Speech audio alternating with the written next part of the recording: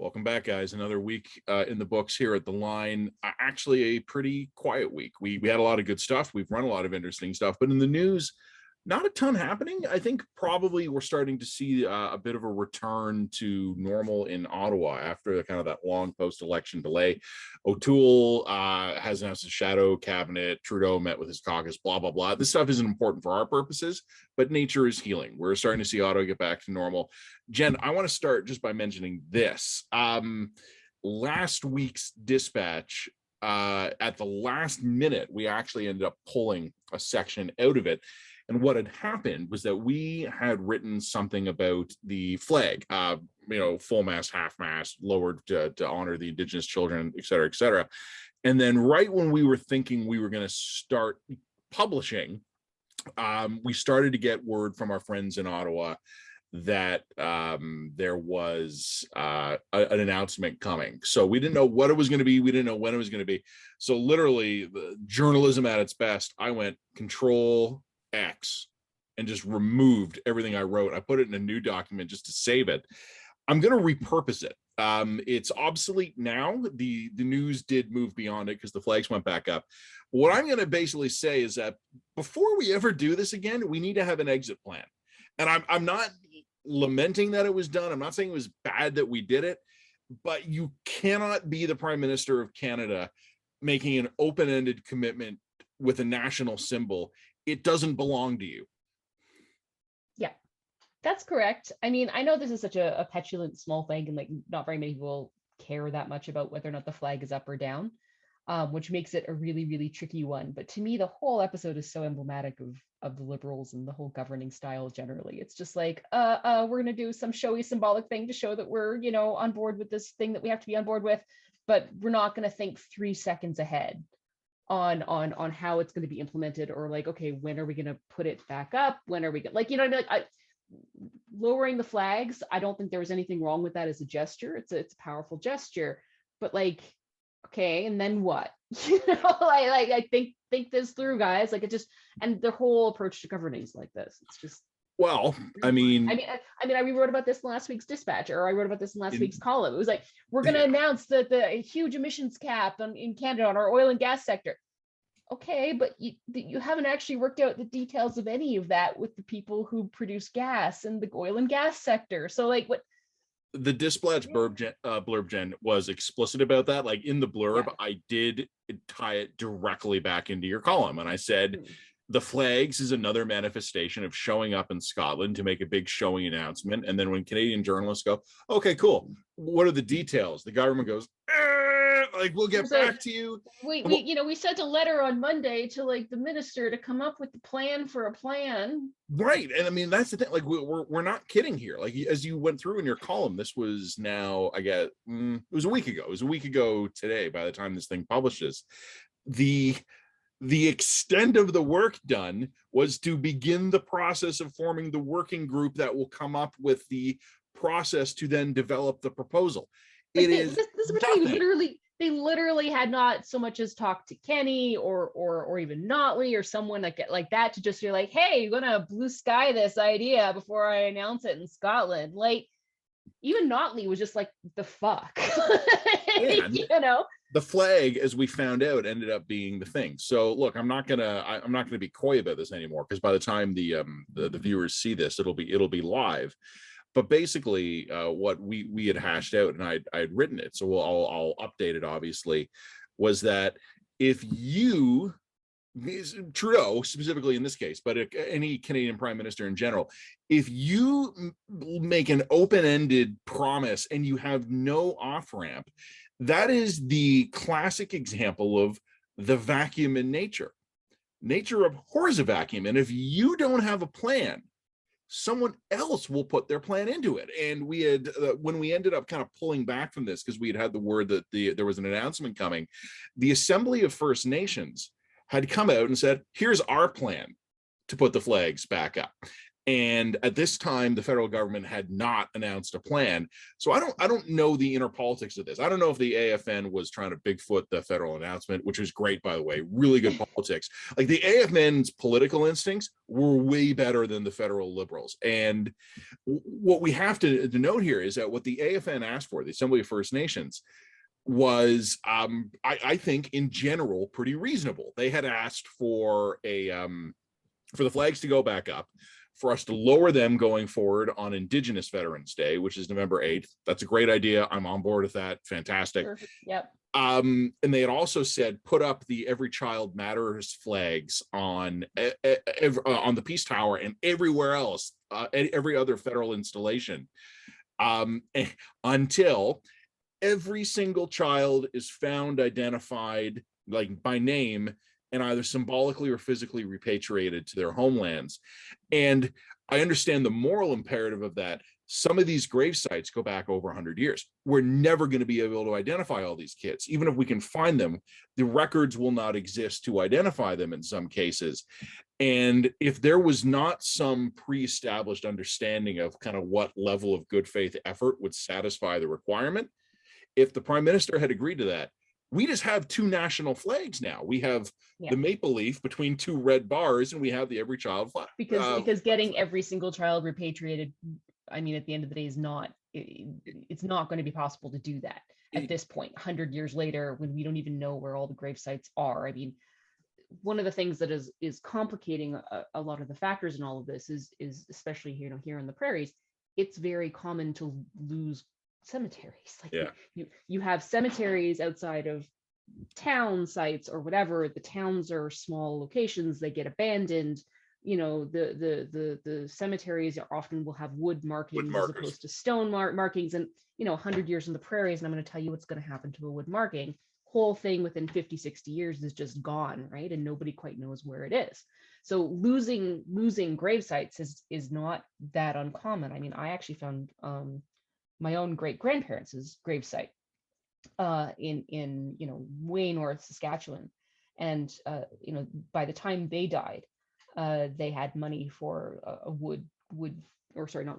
stone marker. So we found the stone marker, but I also found some of their kids markers. Like my great grandmother had 14 kids, 12 of them survived, so 2 of her kids, which was in the 30s, was pretty impressive actually. That's not bad.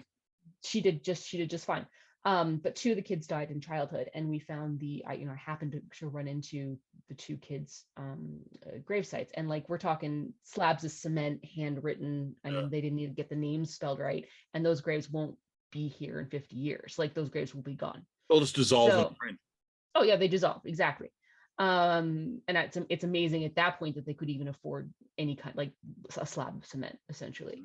So like it's an issue. It's an issue. So I mean, what I have practical issues there.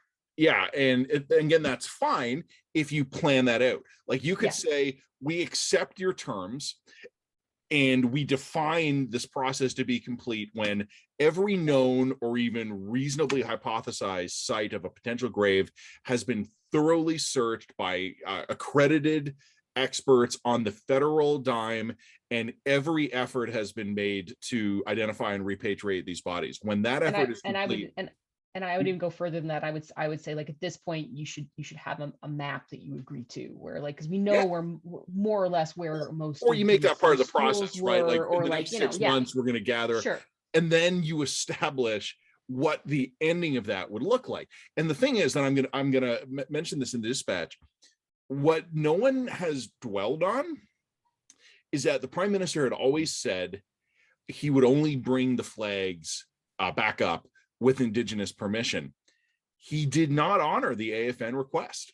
He what they came up with was different. It might be acceptable because, hey, you know what they say about politics and compromise, right? It's what everyone can live with, what not necessarily what everyone wants. I think we're all just so relieved we kind of dodged a bigger national unity problem on this one. No one's really pointed out that the Assembly of First Nations made a very specific demand that the Prime Minister did not acknowledge. And this is going to be one. But no, he didn't say when the Assembly of First Nations says that I know. He said Indigenous First leaders. Nation, Indigenous people, right? Like as in, where do you, like, it's like, I'm gonna do the thing when like some group of people says that, with no clear understanding of who represents that group of people, right? Like This might be the one way in this that his vagueness actually ended up bailing him out, yeah. because no one had a veto over him. But that was the theme of the dispatch blurb from last week, so we'll update it. Nature abhors a vacuum. If you don't have a plan, someone else will come up with one. An old buddy of mine, a military buddy, told me once, and it was a speaking of military context, he was a combat veteran. He had told me his best lesson from life. He said the best lesson he could transfer from his military career to civilian life, and he said, never forget this, and I never have, the other guy has a plan too. And it's just like that, when you keep that in the back of your mind, that's actually incredibly useful in any number of situations. The other guy has a plan too, so you'd better be ready for that guy to have a plan. Don't spend so much time obsessing over the details of your brilliant plan that you don't realize the other guy has a plan too. Mr. Trudeau spent no time obsessing over the details of his plan. The other guys thought about it more. This one's going to land on you. You're going to write this one up quick. The COVID situation in Alberta has improved. The hospitals are improving. Case numbers are coming down. I was talking about this. Jason Kenney had this weird tweet this week about, woo, the swagger is back. He was quoting an article in the Financial Post talking about global oil prices being a real shot in the arm for Alberta's treasury. And I said to you, look, oil revenue is great. It's good news for Alberta. But the premier's tone felt a little bit like having a block party in southern Manhattan on 9/12. Yeah. We had a rough couple of weeks here in Alberta. Like the things got very dicey and very hairy. I mean, our in-laws were supposed to come out and visit us, and they basically canceled their trip because they said, look, I fall down the stairs, there may not be hospital space for me. And like, we lost a trip with our in-laws, because of stuff like that. So we've talked to the dispatch before about this, but like one of the lingering questions in the midst of the Alberta crisis was, okay, is Alberta uniquely screwed here, or is Alberta just ahead of the curve? Is it because we lifted all these restrictions, got so liberal, that essentially we're going to get hit really hard for a few weeks and then COVID's going to be over, while COVID continues to be an issue in the rest of the country? And to me, it's starting to look like that might be the case. So COVID in Alberta is effectively I mean, it's not over in the sense that the danger is totally past, but like the hospital crushing wave is definitely now past. And we seem to be heading into the holiday season on, a declining case rate. The load appears to be manageable at this point. Our just as we've seen in other jurisdictions for reasons we don't entirely understand, we're not getting exponential growth nor exponential decay. It's just kind of gone down, and now it's just kind of stable. We've got like this nice stable level that we can kind of live with.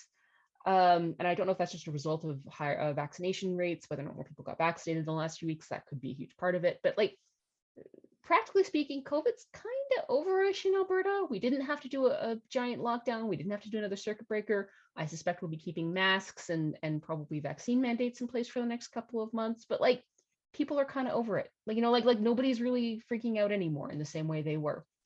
And I wonder if that's happening just before Christmas. And meanwhile, I see what's happening in Ontario. You guys are talking about extending restrictions for another 28 days. There's now more concern about, vacillating case rate numbers.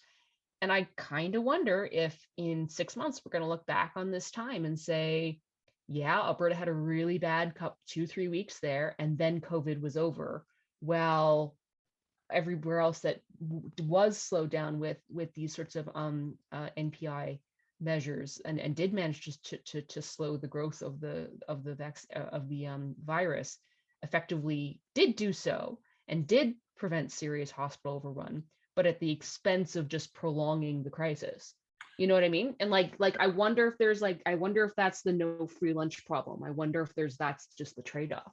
The situation in Ontario is interesting, and obviously here I am sitting in deepest Ontario, right at the core of the center of the universe. I don't know what's happening. And I wrote a column a few days ago for tvo.org, and the thesis of the column was, I don't know what's happening. So our case numbers had been in a fairly low range, very stable range from Labor Day right through Thanksgiving, right? So we had the Labor Day holiday, we had Thanksgiving with no appreciable movement after Halloween, which doesn't surprise me because the number of people mingling on Halloween, going house to house, boom, daily case rate doubled. Then it came down. And now it's bouncing back up. So what seems to be happening, and this is really preliminary, and but don't take this to the bank, folks, because I need about another week's worth of data here, is we're now bouncing around in a range that is really variable. And I don't know yet what direction it's in. It's higher than it was, but is this thing a bump that's going to come back down? Are we looking at the beginning of a surge? I don't know. I honestly don't. And I'm tomorrow, so this is not useful for us now. By the time I do the dispatch, I'll be able to speak to this more with more authority. I'm interviewing a reporter in Quebec tomorrow because Quebec's numbers are starting to get bouncy a bit too. The difference between now and before, in Ontario's third wave, depending exactly when you want to say it started, we had 3% of the population with a single dose. Today, we've got like almost just under 90% of the population with a single dose and mid 80s with a double dose. It's a wildly different situation. The question is then going to be whether or not the remaining unvaccinated population is big enough to generate enough illness to ruin the party.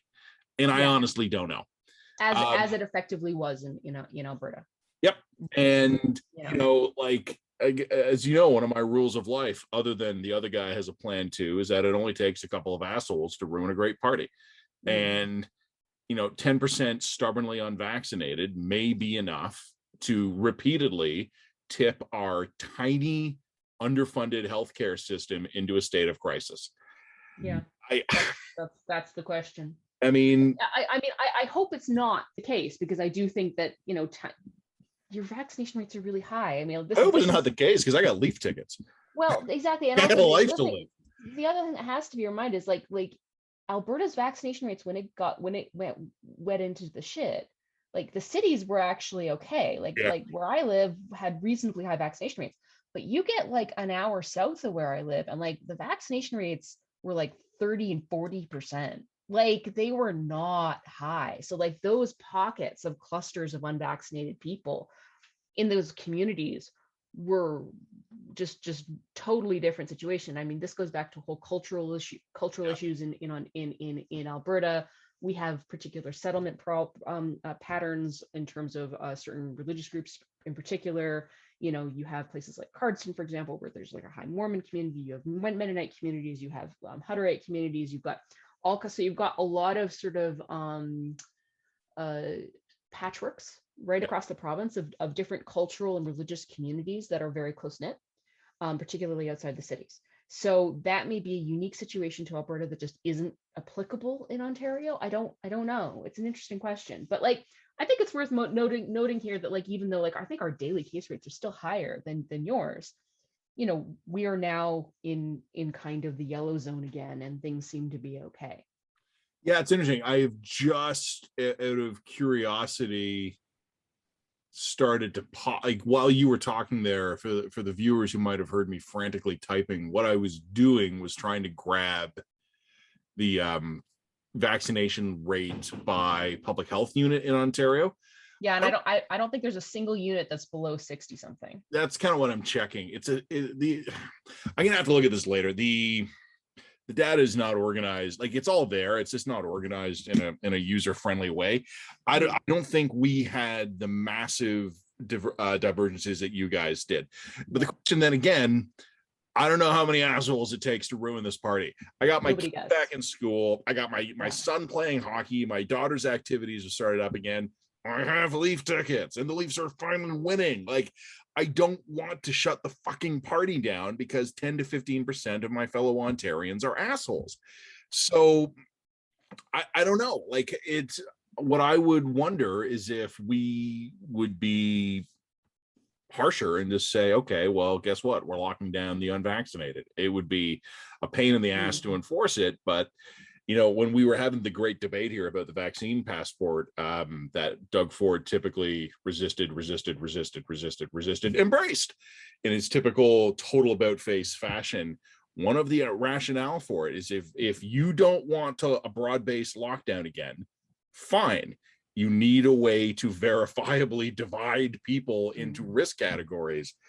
Vaccine status is one of them. So anyway, look, again, next time we do one of these videos, a week from now, Ontario's numbers might be curving down again. Like the numbers right now are most seem to be among young people. This could be something that fizzles, and it could really be a Halloween bump. We have already announced that one slight amendment to the public health regulations, it wasn't even a significant one, will be indefinitely delayed. So we're going to wait to see what happens. But honestly, my life is pretty normal now. I mean, by my weird standards, right? Like, I mean, no one would want to live like this, but like by the standards of my normalcy, I'm basically back to it, with the exception of indoor masking, which is I think annoying. That's about the same for me. I mean, even eating indoors and things, like there's still some social distancing here. Yeah, you know, you have to show your, you know, you've got to show your pass in order to eat indoors. That's pretty much it. Like, you know, like it's not not onerous. I mean, I would want to return to a full normal as soon as possible, but like this is manageable. Like this is a manageable level of restrictions. If it stayed at this level for another 3 months, I wouldn't be bothered by that personally. Plus, you know, with boosters rolling out, I'm not sure about you guys, but Ontario boosters rolling out now for high risk populations and the elderly. That is great news, because it's going to really protect those people who are most at risk of serious health outcomes. Sometime we would imagine next year we should actually have pharmaceutical treatments. There's 2 drugs in the trial phase that seem to be showing great outcomes. We're going to be vaccinating the kids. There is an exit strategy for this. I just wonder if we fuck it up between now and then. So yeah, that's the question. Speaking of, so what do we want me to say? So I would say, why don't you write the Alberta part of that and then just end it, and then I'll pick up the Ontario part and the Quebec part. So just take note of, like, you know what, COVID does appear to be sort of plateauing, and I even add Saskatchewan to that. Like in the places that were in high crisis, only a couple of weeks ago, like, you know, we seem to have burned through, and you know, it was pretty vicious. And I maybe even make note of the fact that, you know, Kenny's political future is still very much an open question, and that doesn't change anything. Go look at his Twitter account, though. Go look at the swagger. Yeah, okay. It's not the swagger tweet. Not good. No. Speaking of not good, so you write the Alberta part, and then I'll pick it up, and it'll be one blurb that we'll do both of it. We'll tag team it. The other thing, we don't have a huge list of things to talk about this week. The Prime Minister virtually took part in Paris Peace Forum. I think that's what it was, event about cyber online censorship, like extremism, misinformation, stuff. Like, I actually think these are all important issues, right? Like, this is something we're going to have to grapple with. But every time I hear the Canadian federal government talking about this stuff, I just die a little bit inside, because you know, well, first of all, I don't trust them. I don't trust them not to fuck this up. So like, that's kind of an important one to say right away. In fact, I expect them to fuck this up. The other thing is that I'm trying to line up a column about this, by the way. I'm talking to a guy, and I think we're going to get it as soon as his schedule permits, about the recent cyber attack on Newfoundland's healthcare system. A Pearl Harbor moment I don't think we notice, because we're Canadians, and you could be burning our cities down, unless it's happening right in front of us, we'd never notice. Our IT infrastructure is wildly vulnerable, and we're not paying any attention to this. And in typical Canadian fashion, well, the risk to Canada is low. Oops, our power grid just got turned off. So I'm working on a column about that. Why the fuck is the Prime Minister talking about online censorship and harms, instead of throwing every available nerd in this country about shoring up our healthcare IT infrastructure, our power grid IT infrastructure? Like, it's not that I think that these issues aren't important. They are. But one of them is an irritant, and one of them is a possibly existential threat. So that annoys me. And the other thing is that, like, for God's sake, like, if you wanted me to take your government seriously on issues of cybersecurity and whatnot, fix your IT system so that journalists can request federal documents and receive them in a timely way. And this goes back to the fundamental trust issue, right? Like this has been an ongoing promise that to fix the ATIP system was a promise that Justin Trudeau made in 2015. And to me, it's just like, before you expect me to demonstrate any trust for you to manage something as morally, ethically, and just foundationally fraught as freedom of speech online, why don't you start with the fucking basics? Like just government transparency is totally in your purview. Yeah. We all agree that's a problem. It's not even a controversial issue to fix. It's just a practical, like, fix it, fix the system. But no, first we're gonna like redefine free speech. You know what I mean? Like, it's just like nobody in that government has bluntly the intellectual heft to sort of deal with the philosophical problems, to not even to get started with managing the technical problems. Yep. And there's a more pressing issue that is within their purview that they need to address first. If they could fix that, I would be maybe willing to cut them a little bit more, like give them a little more trust to fix some other things for, you know what I mean? Like, demonstrate some progress on the files that are within your purview before you start reaching for the stars here. I want them to demonstrate two things for me at once: basic competence on the easy stuff and awareness of the scary, dangerous stuff. And I'm not getting out of that. And you and I, in the last month, have been, more than that now, there had been that wave of harassment targeting journalists, primarily female journalists, or racialized journalists, etc. You and I have taken a really simple position on that: enforce the fucking law. Yeah, this stuff is criminal. Like, I'm not talking about mean tweets. I'm not talking about people saying, hey, you suck. I'm talking about rape threats, death threats, organized harassment, doxing, obvious efforts to intimidate. That stuff is already illegal. Why is the prime minister? Well, I mean, you know what? I'm sorry. I was going to be rhetorical. We all know why he's doing it, because doing a virtual summit with the Paris Peace Forum is interesting to him. Canadian police forces enforcing the law, the criminal code provisions against harassment and intimidation is not.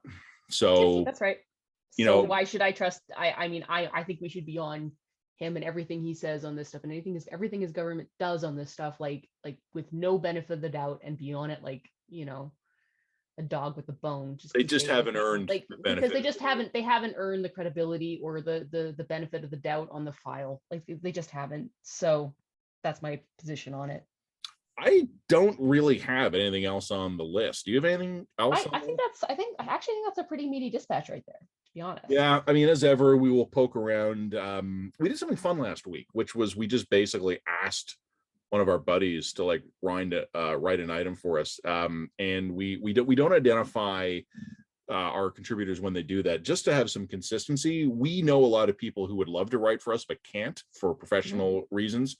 So every once in a while, we give these frustrated, wonderful people an opportunity to just give us something. When we do this, we always clearly demarcate. In the last dispatch, we basically said, here is a friend of the line answering the question we asked him. I don't know if we'll do that this week, but it was a fun thing to do. We were going to talk about planned obsolescence, but we've been gabbing enough. Let's do that another time. Well, also, this is a column. I'm going to write a column. Okay. I found it very funny that the people who expressed the most doubt about planned obsolescence were Colby Kosh and Chris Selly, whom I both adore very deeply, but who are both, single men who don't go around buying a lot of appliances or household goods. I didn't see these tweets, and I'm going to have tweets, I guess. Yes, I'm gonna have to go. The people who are like, just like this planned obsolescence thing is nonsense. You're just making this up, and I'm like, no one who owns a smartphone can Colby, possibly believe that planned obsolescence. But he doesn't. He doesn't own a smartphone. This is the point I'm trying to make here. Right. Love these people very, very much, but I think it's a classic example of two sort of libertarian-minded, brilliant men who are a bit divorced from the reality most of us are actually living in. Because if you are, for example, a homeowner who, has children, who goes through, 4 things of laundry per day and cooks every day and does it, goddamn well that everything you're buying right now is being made with a planned obsolescence model. Like, I've had this 2 years, and it's no. I mean, but it's cell phones now, and we know that the planned obsolescence is spreading into things that it weren't previously. Fridges. So a week after I took possession of our new house, the compressor blew on the fridge, and we had a repair guy in. He said, "Yeah, I can replace the compressor for you, but it's going to cost you $1,500." And a new fridge is $800. Well, no, well, I mean, to replace the nice high-end fridge with a similar nice high-end fridge with a 10-year warranty is going to be $2,000. Yeah. So like you're just going like, well, then we have to buy the new fridge because like this makes anyway. But it's everything from laundry machines, it's sewing machines, it's cars are increasingly being made to the planned obsolescence model. Like The other thing, though, to keep in mind, and I'm not siding with Kosh and Sally in this one, those oh, I wouldn't barbarians. if I were you. That No, would be I mostly unwise. agree with you on this one. But don't confuse the two related issues here that often do get conflated. One of which is planned obsolescence. One of which is the difficulty in repairing, like the right to repair movement. Some of this stuff, and some of this is unavoidable when we're dealing with microtransistors and stuff. But Mm-hmm. like some of the time it's easier to repair this stuff, not because it's impossible to repair, but because it's really fucking hard to repair. And appliances in general, I have an old fridge in my basement, old fridge and freezer that we use kind of as the second one. Like we load it with groceries because the kids eat so much that they're really insistent on eating 3 times a day at least. So we very demanding. I am never going to be able to, I realized after we renovated our basement, I'm never going to be able to get this fridge and freezer right. The dimensions of the basement have changed, and I don't think I can fit this thing through the hallway. And I don't know if I can fit a full-size fridge down here again. So I'm going to, out of necessity, and I have to keep that thing working forever. It's going to get expensive and it's going to get hard. So luckily I've been able to, we've only had to repair it once so far, but yikes, I'm never going to be able to replace that thing. That fridge is going to outlive me because it's going to have to.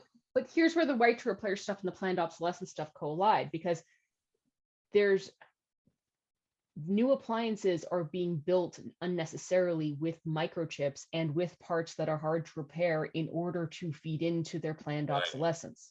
That's the purpose. Best fridge That's the I whole ever purpose had. of the exercise. The best fridge we ever had in my family was at our old cottage, which was like sometime in the 1960s. My grandparents got a nice new fridge and sent the old 1950s version up to the cottage, where it remained in giving useful, honorable service well into the 1990s, and it was perfect. It was small, but it was great. Everybody has a story like this. I mean, like you can now go into Etsy and get vacuum cleaners from the 50s and 60s. I've seen that, yeah, and they still work. Yeah, like, you know, and they still work and they're in great condition, blah, blah, blah, blah, blah, blah, blah.